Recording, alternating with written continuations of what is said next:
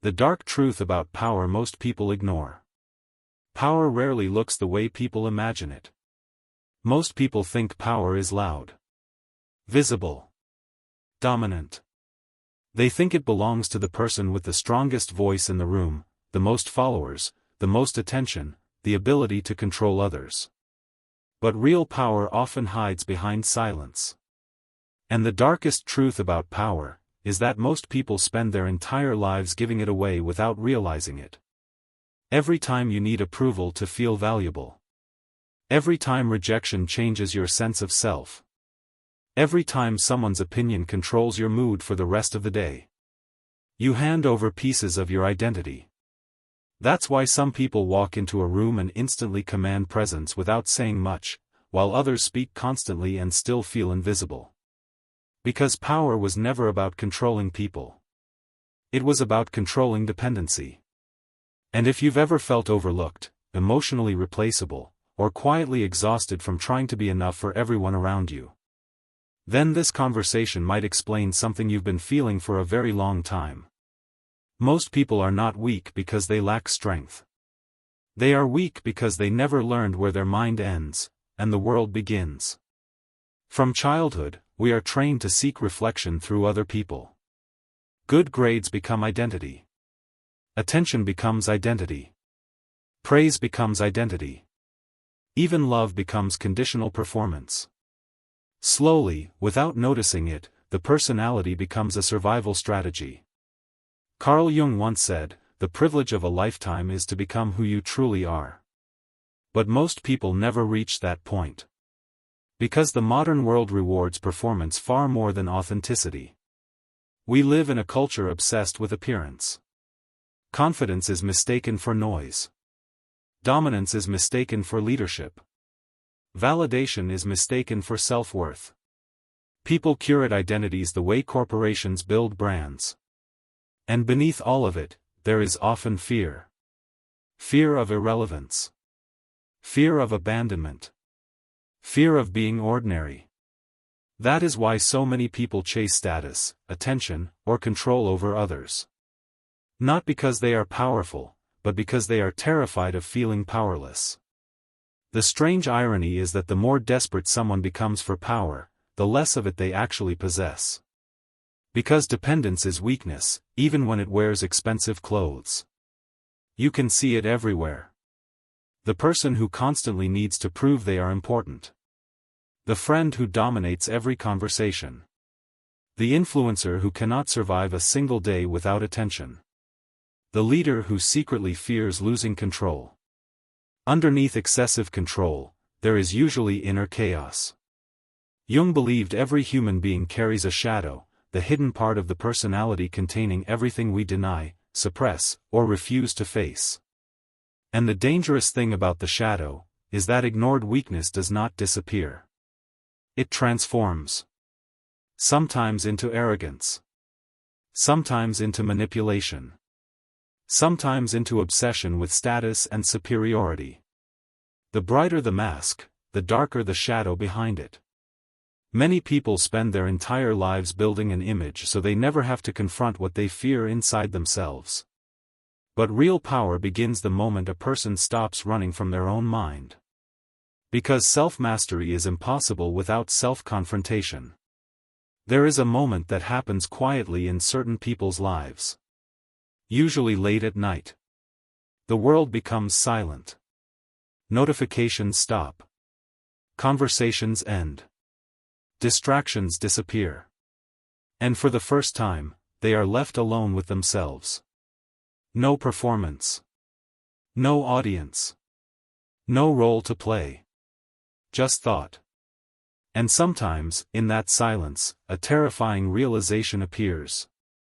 I don't actually know who I am without other people validating me. That moment changes everything. Because most people never pause long enough to notice how dependent they've become on external reactions. Their mood depends on messages. Their confidence depends on attention. Their worth depends on being chosen. But power cannot exist where identity is borrowed. Nietzsche once wrote, "He who has a why to live can bear almost any how." What he understood was simple. A person anchored internally becomes difficult to control externally. And society quietly fears people like that. Because internally grounded people cannot be manipulated through shame, trends, or approval. They do not chase belonging at the cost of themselves. That is why genuine presence feels rare. Most people enter rooms asking unconsciously, how do I make people like me? Powerful people enter differently. They ask, am I betraying myself to be accepted here? That shift changes human energy completely. People can sense neediness, even when it is hidden behind confidence. Neediness creates emotional pressure. It says, please validate me so I can feel whole. And the world instinctively moves away from desperation. But calm self-possession creates gravity. Not because it tries to attract, but because it no longer begs. There is another dark truth most people ignore. Power changes people only when they were already fractured inside. Money does not create insecurity. Attention does not create narcissism. Authority does not create cruelty. These things reveal what was hidden beneath the surface all along.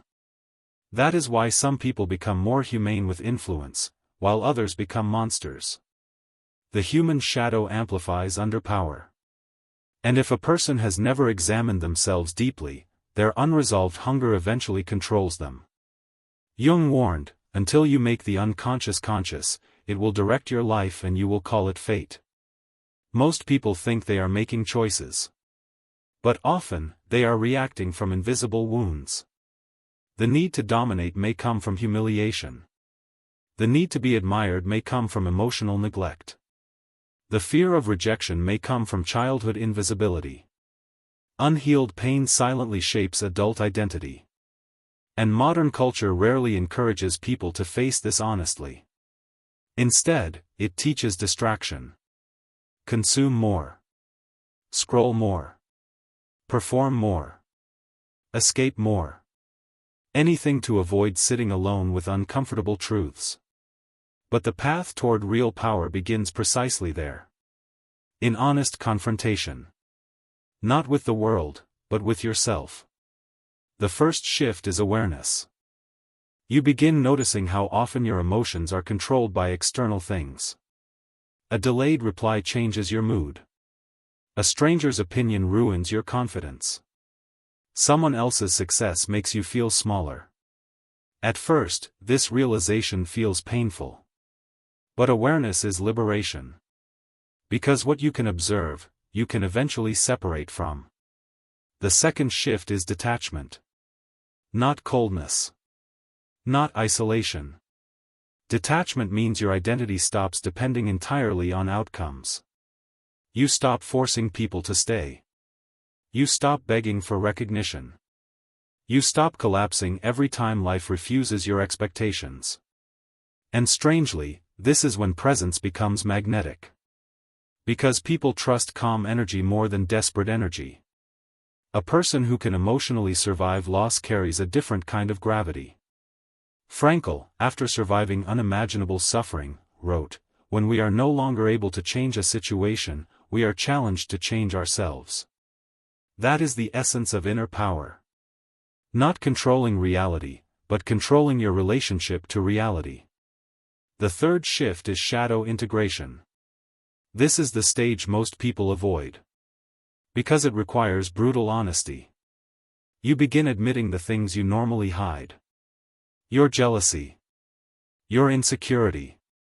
Your resentment. Your fear of insignificance. Not to shame yourself, but to understand yourself. A person who denies darkness becomes controlled by it. But a person who understands their darkness becomes conscious. And consciousness creates choice. That is why deeply self-aware people often appear calmer than others. Not because they are perfect, but because they are no longer fighting themselves internally every moment. There is a quiet confidence that emerges when someone stops pretending. No exaggerated persona. No exhausting performance. No obsession with appearing superior. Just grounded presence. And ironically, that authenticity becomes more powerful than any image management strategy. Because truth has weight. There is a scene many people know but rarely speak about. You are sitting with a group of people. Everyone is laughing, talking, interrupting each other. You try to speak, and nobody really listens. For a second, something inside you shrinks. You become aware of your own existence in the room. You wonder whether your presence matters at all. Most people experience moments like this more deeply than they admit. And over time, repeated invisibility creates psychological hunger. Some people respond by becoming quieter forever. Others respond by desperately trying to dominate attention. But a smaller number of people eventually realize something transformative. Their worth was never supposed to be decided collectively. And from that realization, a different identity begins forming. One rooted less in approval, and more in inner alignment. That journey is lonely at first. Because when you stop performing for validation, many relationships begin changing. Some people only liked the version of you that was easy to control. Some only valued your compliance. Some only stayed because you constantly abandoned yourself to keep them comfortable. Growth exposes conditional relationships. And that realization hurts. But there is a deeper loneliness in living disconnected from your own soul. Jung believed individuation, becoming whole, required separating from the false self society pressures you to become. Not rejecting the world completely, but refusing to lose yourself inside it. That process often feels uncomfortable. Because authenticity threatens systems built on conformity. People may call you distant when you stop chasing. Arrogant when you stop over-explaining yourself. Cold when you stop emotionally begging for understanding. But maturity sometimes looks strange to people attached to dependency. The deepest form of power is not domination. It is emotional sovereignty. The ability to remain connected to yourself in a world constantly trying to define you. And eventually, you begin understanding something almost existential. Life is short enough that performing endlessly becomes tragic. One day your appearance fades. Your status fades. Public attention fades. Even memory fades. Mortality strips illusion from everything. And when that reality truly sinks in, a strange freedom appears. You stop wasting years trying to become acceptable to everyone. Because no amount of approval can permanently fill an identity disconnected from itself. At the end of life, the real question will never be, how many people admired me? It will be, did I ever become fully myself? That is the confrontation most people spend their entire lives avoiding. Not failure. Self-encounter. The dark truth about power is that external power without inner stability eventually destroys people. But inner power, quiet self-respect, emotional independence, self-awareness. Those things create a presence no title can manufacture. Because true power is not force. It is coherence. It is when your actions, mind, values, and identity stop contradicting each other. It is when loneliness no longer terrifies you. When rejection no longer defines you. When silence no longer feels empty. You stop chasing constant proof of your worth. And for the first time, you simply become.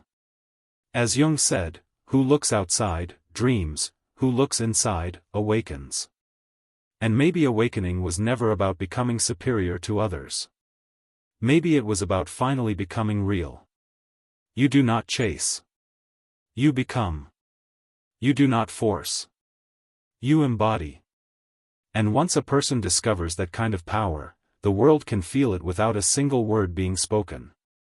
If this spoke to something deep inside you, subscribe and share this with someone walking through their own inner transformation.